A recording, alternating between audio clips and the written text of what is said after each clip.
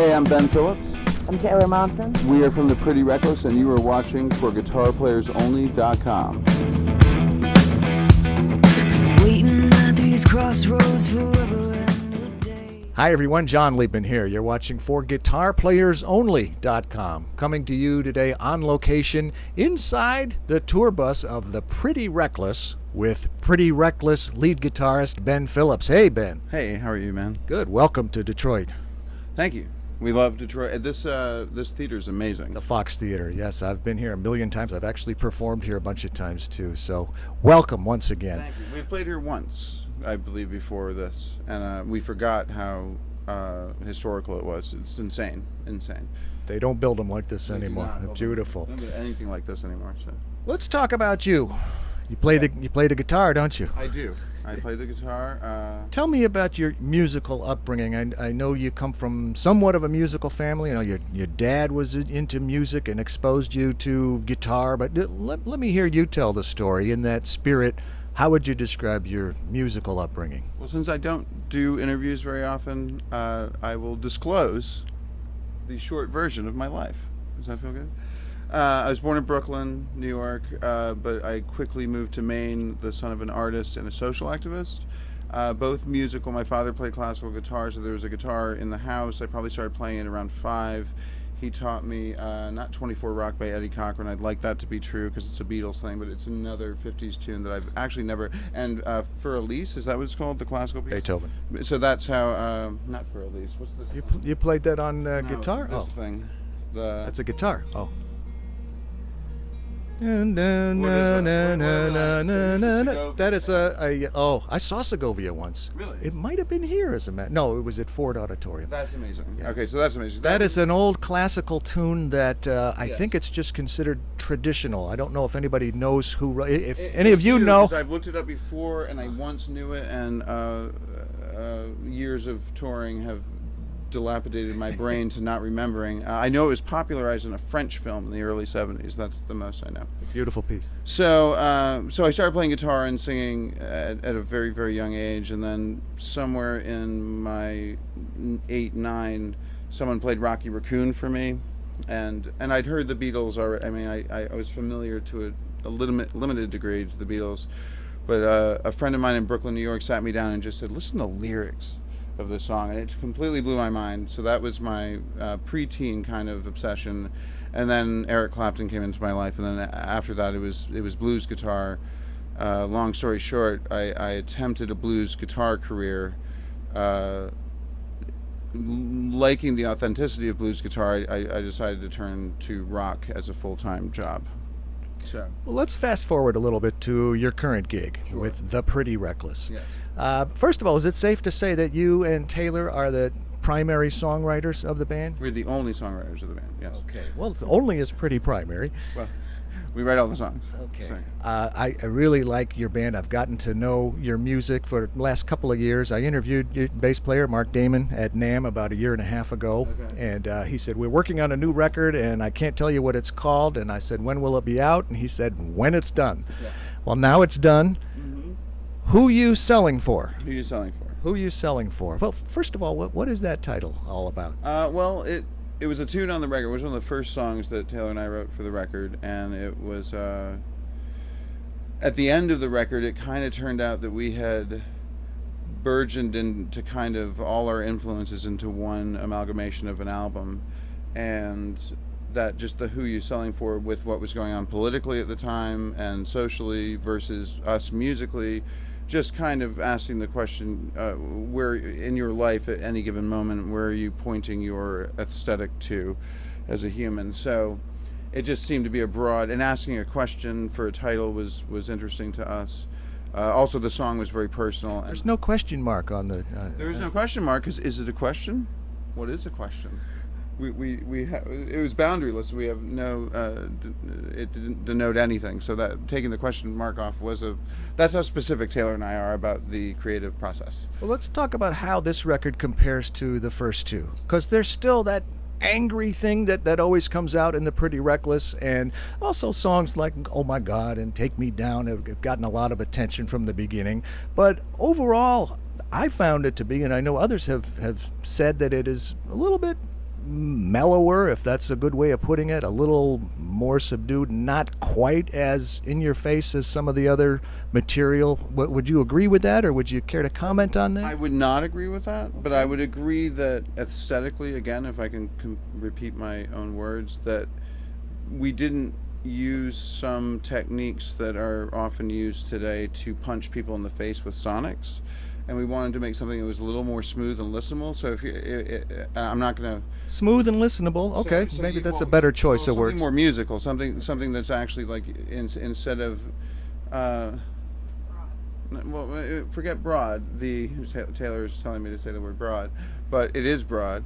But the techniques of production, just like a movie, it's kind of like saying something that was done on a high-8 camera or something is not as powerful as an Avengers film or something like that. And we try to take away all those things and let it be what it is. So a song like "Oh My God" is aggressive without any over compression. It's not, the volume is very low. It's what it sounds like when you're actually sitting there in the room, and it was a risk to do that. And I don't, because you can use production to kind of fool people's ears, and it's very commonplace now. When as soon as like tracks became the multitude of whatever a computer could handle, you could deliver something that would just, at least make people jump and move and all those kinds of things. That's great. That's production, but we felt the songs had enough depth and enough quality to not rely on production that way. And the production was more just what the musicians would play and what we would do. So there's very little, like our new single "Back to the River" has no background vocal on it. It's just a single vocal through the whole thing. So very rare to hear that in a single, when everyone tries to, what? And the whole thing's one take. So all that kind of stuff, it's just very musical, and we don't think of things in a commercial aspect, and that might hurt us, it might help us, I have no idea, but we keep doing it, and it's awesome, so whatever. It is awesome, and you know what? Good for you. That's a great way to and I have make a 7-minute record. guitar solos on it, so I'm not complaining. Yeah, well, good for you that you got away with that. Yeah. How's the tour going? This is probably the most fantastic tour we've ever done. So another band that we kind of aspire to their identity and what they're trying to accomplish, which is making their own music and putting it out there. We are opening for tonight at the Fox Theater, which is Soundgarden, and it's like I don't even know how to describe it. Like it's hard to know how good they are because they're so good. So You're also pairing with some other bands. Did I see Godsmack, I think, or who did? we are playing with Godsmack on Friday, Metallica on Sunday. But the Soundgarden thing has really overwhelmed us with, first of all, how great they are as people, which you hope, but you really don't want to meet your heroes at all, like, because in the offset chance that they are not great people, that it especially with Taylor and I, there's very few bands that we admire to that degree. And so, you kind of stay away and want to just keep the records. The records are what you're interested in. But they ended up being like the best people ever, so that was a bonus. That's great. Tell me briefly about your equipment. Well, my equipment is ever evolving and yet rarely evolves. So in my mind, it evolves every day. But then right now I use, being the only guitar player in a band that covers genres has been interesting, and we write those multiple genres, but we don't think of how we're going to culminize that into a 3-piece musical band. And Taylor plays guitar occasionally on songs, but she also likes the freedom of having the microphone in her hand and being able to sing, which I understand that too. It's kind of like, it's very similar to Chris Cornell, who plays the guitar and then drops the guitar, plays the guitar and drops the guitar.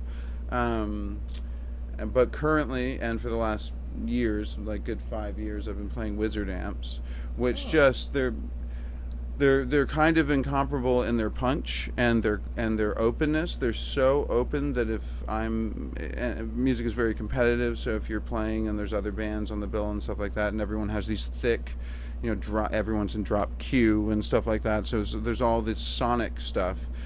And you have an amp that just has no boundary there's no compression boundary, so it's just like the harder you hit, the louder that thing gets. Is that a Canadian company? It's a Canadian company. Rick St. Pierre, he's the AC/DC guy, So I've used those, and I've had a hard time replacing. Like I've tried other amps, and very few things compete with them. What about things like guitars and strings and effects? And guitars, I grew up on as a Strat guy. Actually, my first guitar was John Lennon's Rickenbacker, but that's beside the point. But Strats Belonged to John Lennon? No, yeah, exactly. I just borrowed it from him. So I started out with Stratocasters, and I was always a Strat guy. And then when I had to cross so many amalgamations of genres, Les Pauls they sound the best in my opinion. Like they're the thickest, like kind of most solid sound, but their limitations in body and neck, I never enjoyed the kind of scale of them personally, coming from a Stratocaster. Same thing with an SG, which tips and has like a kind of a light body. But the 335, as far as I'm concerned, if you're going to connotate a guitar to a woman, it's a voluptuous, medieval, beautiful guitar. It's what a guitar should look like. And so I've become obsessed with them in the past probably 35 years. Is that yeah, 40? What about strings and effects? I'm not done with my 335. Oh, I'm sorry. 335s come in a range of like from dots to inlays. Everything on a 335 changes that 335. I used to have one many years ago. Sorry, I still don't. No, but luckily we've been doing well, and since I live in a tiny apartment in Manhattan and I don't buy clothes. I cut off pants for shorts, so I've gotten to kind of buy the modern version of 335 to tour with, and then its vintage counterpart.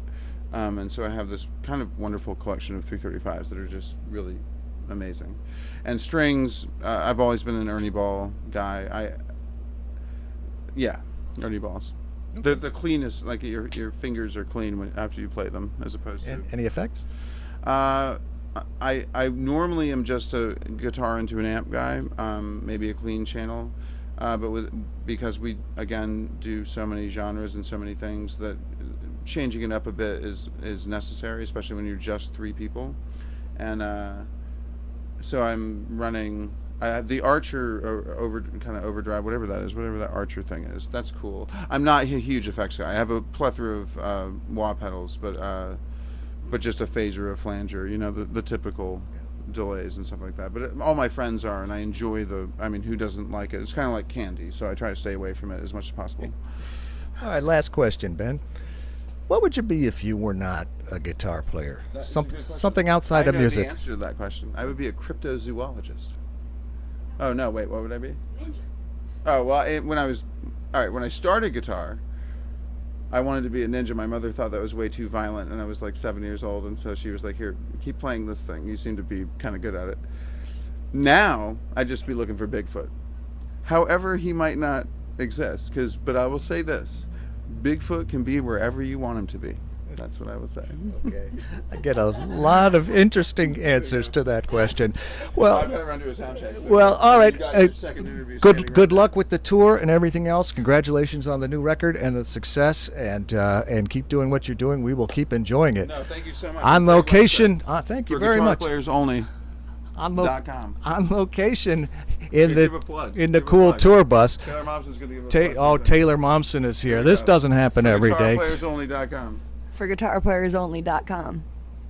Taylor Momsen, ladies and gentlemen. Thank you. On location, I'm John Liebman. You're watching for GuitarPlayersOnly.com. But you already knew that.